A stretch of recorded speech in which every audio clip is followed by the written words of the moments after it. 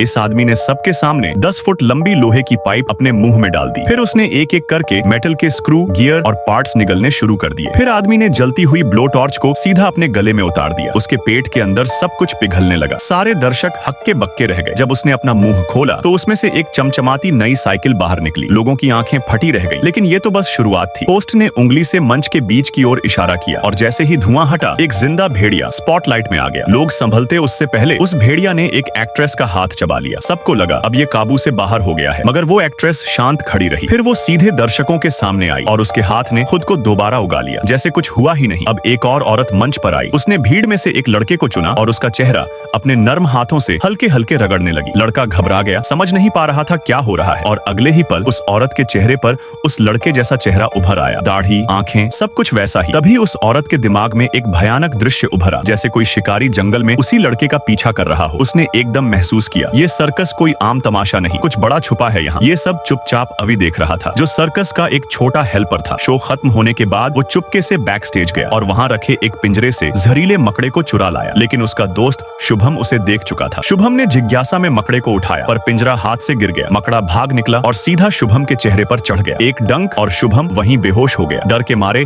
अभी सीधा सर्कस के रिंग मास्टर वीर सर के पास पहुंचा। उसने रोते हुए कहा, कृपया मेरी मदद कीजिए, मेरे दोस्त को झर चढ़ गया है। वीर ने ठंडी आवाज में कहा, इलाज चाहिए तो एक शर्त माननी होगी। और वहीं खुला एक बड़ा राज। वीर एक वैम्पायर था। उसने अवि से कहा, अगर तू मेरी टीम में शामिल हो जाए तो मैं तुझे जहर का इलाज दूंगा। शुभम की जान बचाने के लिए अवि ने हामी भर दी। अब सच्चाई सामने आई। वैम्पायर दो ग्रुप में बंटे हुए थे, एक जो इंसानों के साथ मिलकर रहना चाहते थे और दूसरा जो इंसानों का कत्लेआम करते थे। वीर का मिशन था अपने ही वैम्पायर दुश्मनों को खत्म करके इंसानों के साथ शांति कायम करना। अवि अब एक वैम्पायर बन चुका था और शुभम ठीक हो गया। पर जब शुभम को सच्चाई पता चली तो उसने भी वैम्पायर बनना स्वीकार कर लिया, लेकिन गलत ग्रुप के साथ। अब उसने अवि के माता पिता को अगवा कर लिया। अवि ने उसे रोकने की कोशिश की, मगर शुभम अब उससे कहीं ज्यादा ताकतवर था। जैसे ही सब खत्म लगने लगा, वीर सर मौके पर पहुंचे और लड़ाई शुरू हो गया। इस लड़ाई में वीर गंभीर रूप से घायल हो गए। शुभम ने जैसे ही आखिरी वार के लिए हाथ उठाया, अवि के अंदर कुछ जागा, उसके खून में कुछ बदल गया। अगले ही पल अवि ने एक जबरदस्त मुक्का मारा और शुभम दूर जा गिरा। वीर ने मौका पाकर दुश्मन ग्रुप के सरदार के दिल में छुरा घोंप दिया। लड़ाई खत्म हुई और शुभम फिर से इंसान बन गया। अवि ने अपनी पुरानी दोस्ती को याद करते हुए उसे माफ कर दिया। फिर माँ बाप से आखिरी अलविदा कहकर अवि अब एक वैम्पायर सर्कस के साथ एक नए सफर पर निकल पड़ा।